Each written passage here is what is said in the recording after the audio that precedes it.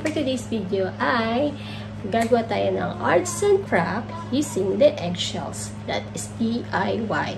So, ito po ay pa-challenge ni Mami Gamo Production through the sponsors of Ate Rose in Taiwan. Thank you so much po, Ate Rose. So, ayun nga, ang kailangan natin dito ay syempre, eggshells, and yung gelatin, glue, blender, and ayun, molder ko. So, ang gagawin ko today ay gagawa tayo ng hikaw gamit ng eggshell. So, let's go! Ito na po ang ating mga napatuyong eggshell. I-blender na ba natin siya ngayon?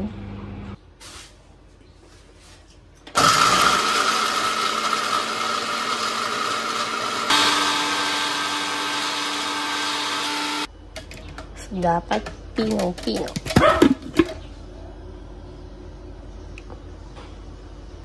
So, isasali natin.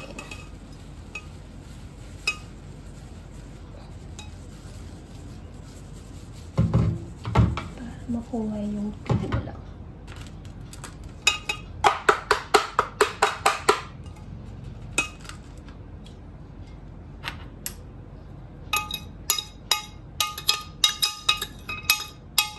Small egg.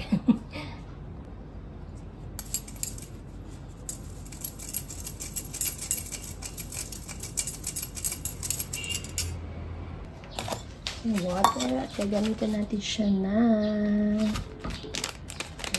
jelly powder.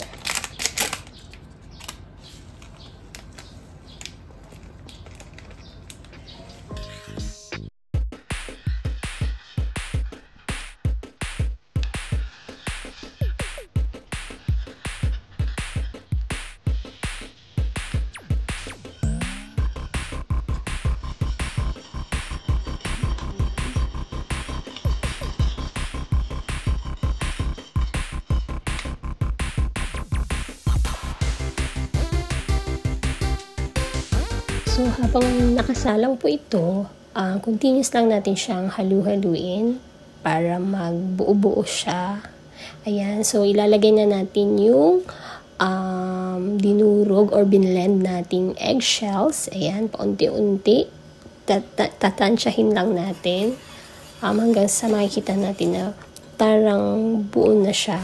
Molded na siya. Parang something like that.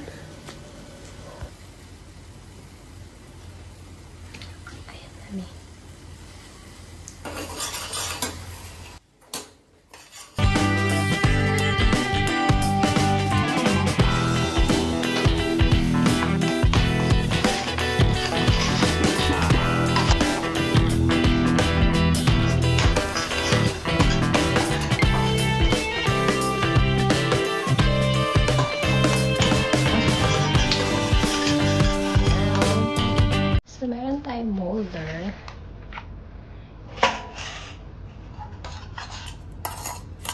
Galing sa aking anak, meron ko. So, let's see kung mag-stick to. Ay, Lord, sana mag-stick.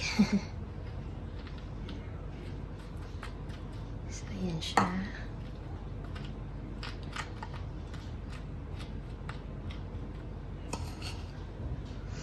Parang sarap ng kainin. Natin dalawa.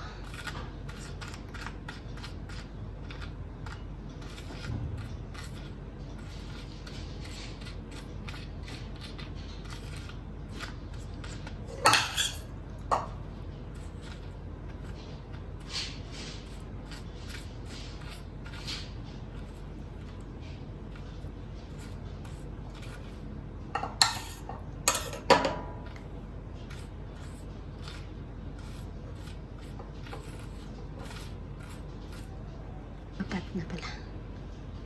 Ang gulo ko, diba? Hindi natin apat na donut.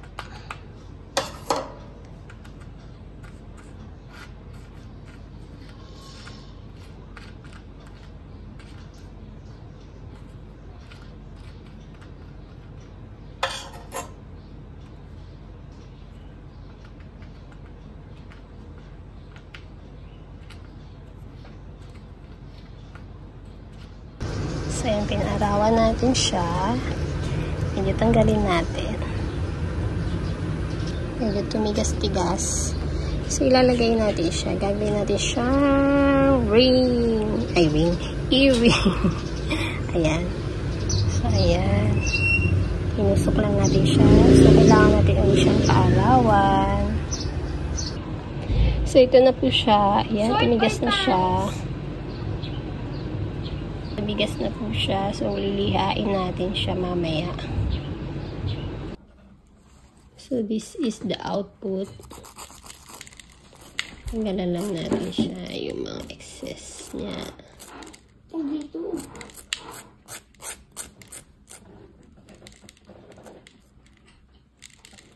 May pagka-fragile siya naman.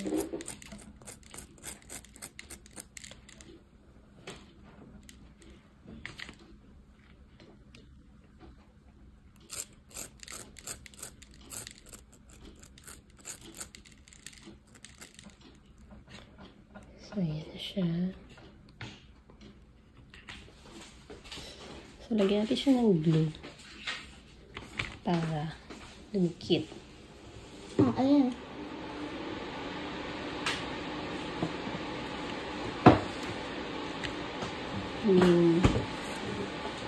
Kakapit siya.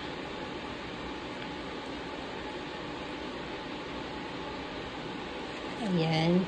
Pag nalagyan na natin siya, patutuyuin, sampay ko para matuyo.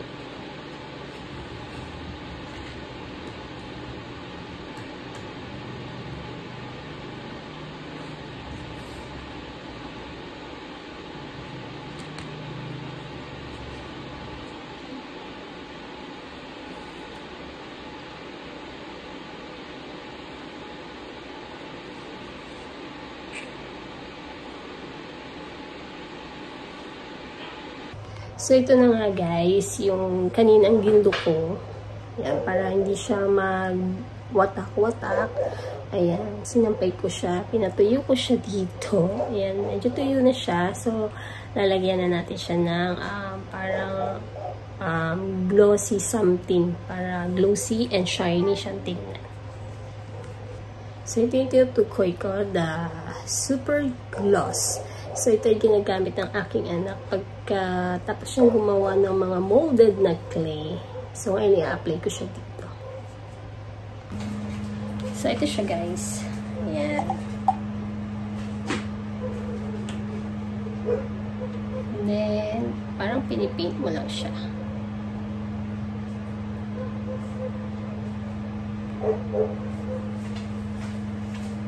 So, ganyan siya. So, ayan na po siya. So, isasampay ko ulit para matuyo. So, ganun din. I-apply din natin sa second. Ayan, hindi ko pala nabanggit. Kailangan mo rin ng parang panabit sa earrings. Ayan, sakto na yun pag natira ang aking anak. Dahil gumagawa siya ng mga clay item. Ay, mga item na gawa sa clay. So, isa na yung mga earrings, keychain, ayan. So, sakto, meron natira. Ayan, ginamit natin dito.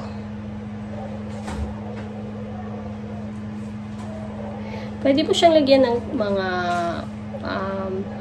colors. Pwede mo i-paint. Kaya lang, prefer this, yung original design niya na. Diba? Kasi may color na siyang pink. So, ayan na. Hintayin na natin siyang tuluyang matuyo. Ito na po siya. O, diba? Glossy siya tignan. Pasintabi sa aking pimples. Ayan. So, try natin siyang ilagay.